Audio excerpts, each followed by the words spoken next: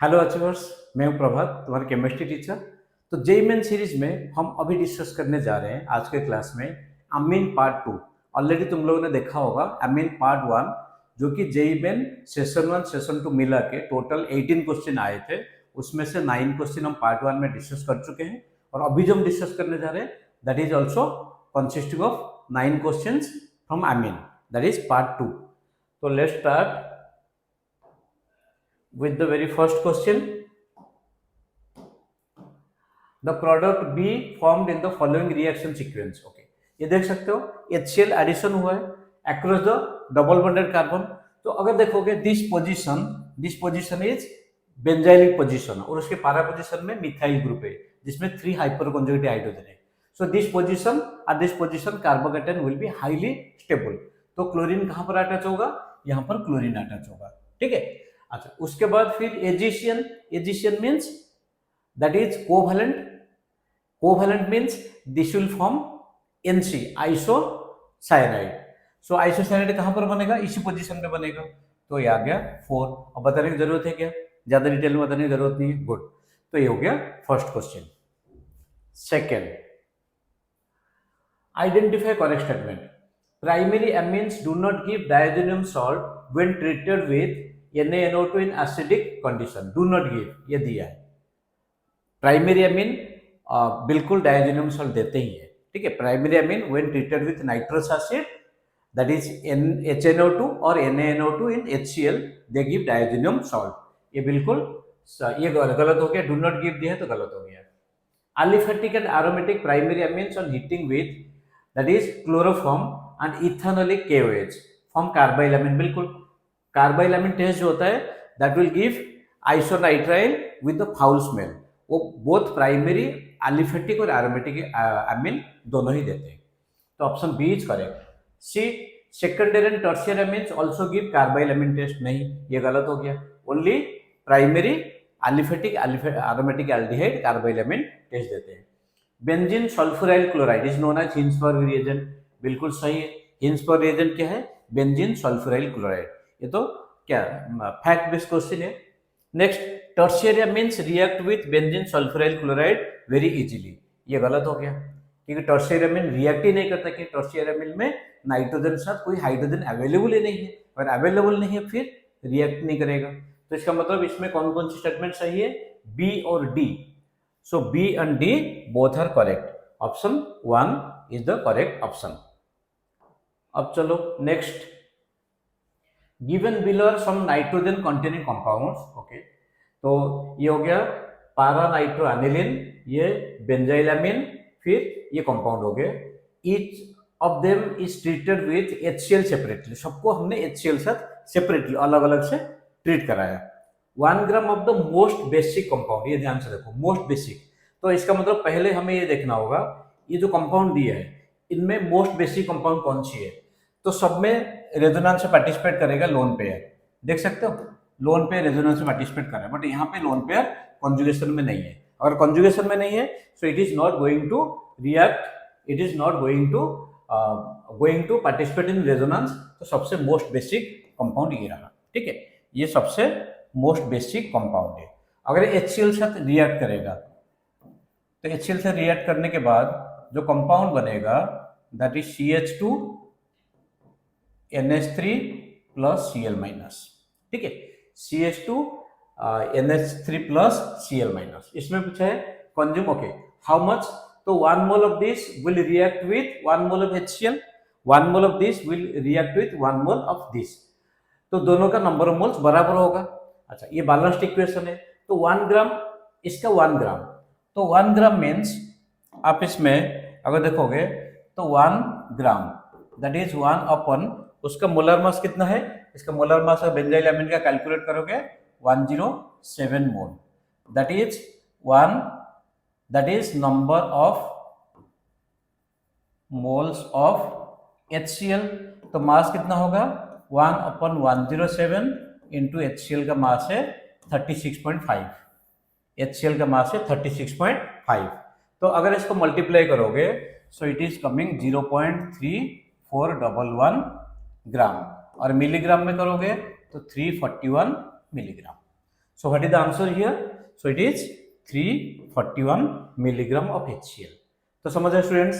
अच्छा, तो अब चलो नेक्स्ट क्वेश्चन पे चलते हैं. Which of the following reaction sequence will give an azodie? Okay, तो azodie कौन दे सकता है? फर्स्ट देखते हैं. NO2 है, NO2 SnHCl से अगर ट्रीट होगा तो फिर क्या बनेगा? NO2 SnHCl that will be reduced to give aniline. First हो गया. अब NaNO2 HCl, NaNO2 HCl, so that will give diazonium salt. If that is treated with beta naphthal in NaOH, beta naphthol का formula क्या है या structure क्या है? ठीक है, so this is the structure of beta naphthol, क्योंकि ये अल्फा पोजीशन है, ये बीटा पोजीशन है. ठीक. अच्छा, अब बताओ, तो अगर ये दोनों बीच में रिएक्शन होगा तो फिर ये देख सकते हो N डबल बॉन्ड N और दिस इज, और इसका पैरा पोजीशन जो है ये पोजीशन रहा और ऑर्थो पोजीशन ये रहा, तो इसके ऑर्थो पोजीशन पे ही क्या बनेगा? अगर इसका ऑर्थो पोजीशन पे ही बन रहा है तो ये हो गया पैरा पोजीशन और ये देख लो. ठीक है, तो this is known as azodie. So which is the correct option? Option 1 is the correct option. ठीक है. आप चाहो इसमें देखो ये जो SOCl जो NH3 ये रिएक्ट इसका अलग से होगा, इसमें भी हो सकता है. आप अगर देखोगे fourth NH2 HCl NaNO2 that will be give the diazonium salt के साथ अगर CH3 रिएक्ट कर रहा है, so that will give the diazonium coupling reaction जरूर देगा, बट azodie का जो फॉर्मूला है दिस बीटा नाफ्थल. अब चलो next question. When a concentrated solution of sulfonilic acid and 1 naphthyl amine is treated with nitrous acid and acidified with acetic acid, the mass of 0.1 mole of the product formed is. चलो first देखते हैं, what is the structure of sulfonilic acid NH2 SO3H. NCERT में दिया है इसका structure amine chapter में. Sulphanilic acid if it is treated with acetic acid तो जिसको हम क्या बोलते हैं? Acidification. So NH2 will be NH3 plus then HSO3 minus. ठीक है, so this is SO3 just correct SO3H NH3, ये हो गया NH3 प्लस और O C double one O CH3 this. ठीक है. अच्छा, ये समझ है. अब उसके बाद फिर क्या दिया है? उसके बाद जो दिया है HNO2, तो HNO2 के साथ रिएक्ट करने के बाद इसमें क्या बनेगा? इसमें जो नाइट्रोजन है, ओके नाइट्रोजन है, so that will be giving the compound. ये थोड़ा सा सोचने वाले क्वेश्चन है, ये आ गया. अच्छा, इसके बाद फिर आगे क्या दिया है? Acidified with this or naphthyl 1 naphthyl amine. So if it is treated with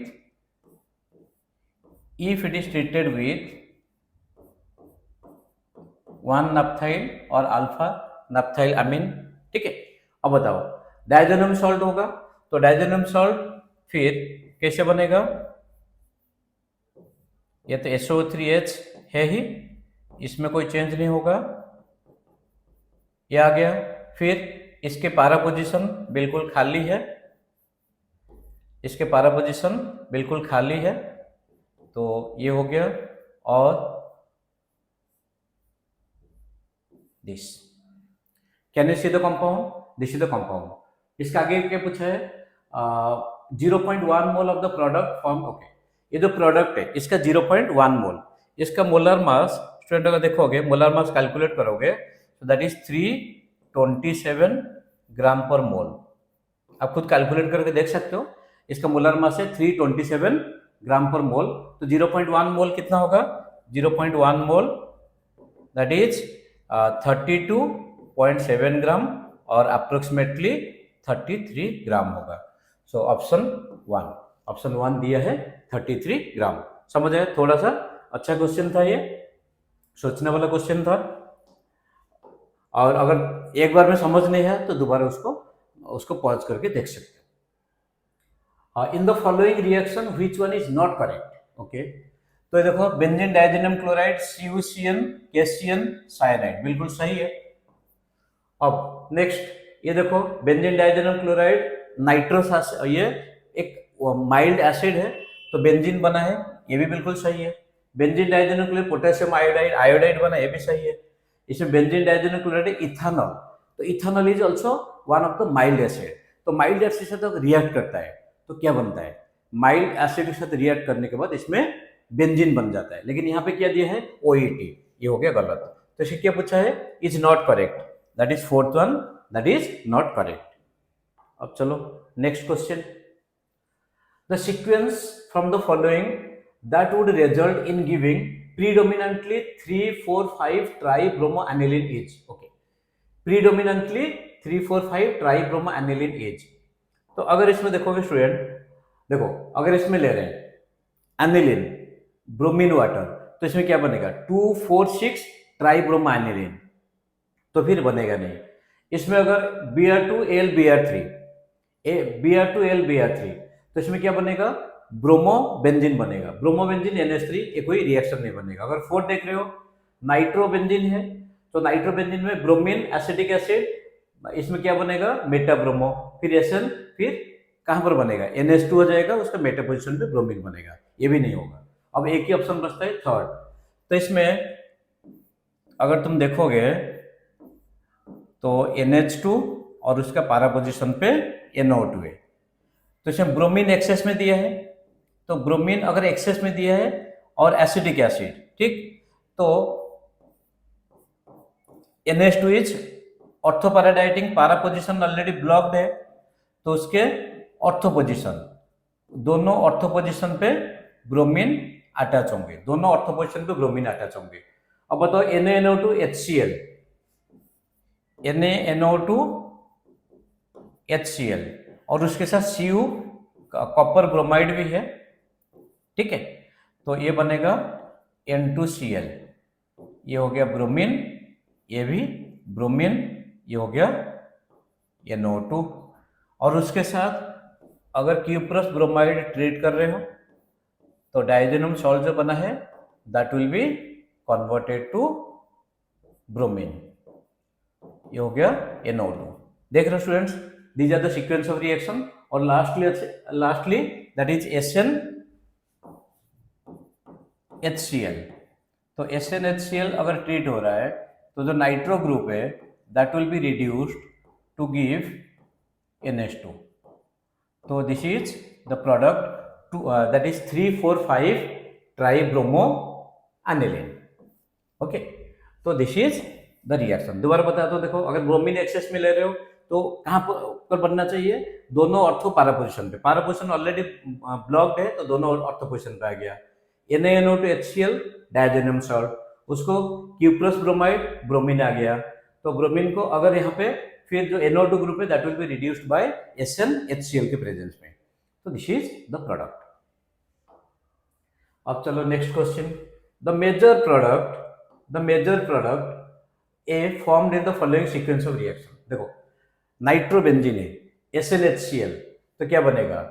nitrobenzene SnHCl that will give NH2, ठीक है, और this is it is Sc2O and pyridine, so this is used as the protecting group। तो फिर बनेगा NH then C double bond O CH3, ये बन गया। उसके बाद ब्रोमीन, अगर इसमें ब्रोमिनेशन होगा, ठीक है, अगर इसमें ब्रोमिनेशन होता है तो कौन सी पोजीशन को जाएगा? बल्कि ग्रुप है, ऑर्थो पोजीशन पे जाएगा नहीं, अब आ जाएगा पारा पोजीशन पे, NHOCO3, ये हो गया। और इसमें NaOH मीन्स उसको हाइड्रोलाइसिस कर रहे हो, तो हाइड्रोलाइसिस के बाद जो ब्रोमीन है उसमें कोई चेंज नहीं होगा और NH2 ग्रुप रीजनरेट हो जाएगा। तो this is para bromo aniline. तो option 3 that is the correct option. अब आगे लास्ट क्वेश्चन। तो लास्ट क्वेश्चन इसमें देखो, which of the following amine show positive carbylamine test. तो थोड़ी टाइम पहले हम डिस्कस किए थे, carbylamine test is given by primary aliphatic and aromatic amine, primary aliphatic and aromatic amine. तो इसमें देखना है ये प्राइमरी एरोमेटिक अमीन है और ये प्राइमरी एलिफेटिक अमीन है, ए और सी। तो ए और सी मीन्स एक ही ऑप्शन है, दैट इज 1, बाकी कोई इसमें नहीं दे रहे। तो स्टूडेंट समझ है। सो विद दिस जो भी 9 क्वेश्चन थे that is coming under the chapter amine, उसको हमने डिस्कस किया और मैं उम्मीद करता हूँ तुम लोगों ने जरूर पार्ट 1 भी देखा होगा, ये पार्ट 2 था। So wishing all of you very all the best. ऐसे ही प्रभात केमिस्ट्री यूट्यूब चैनल को देखते रहो और हमें मोरल सपोर्ट देते रहो। God bless you.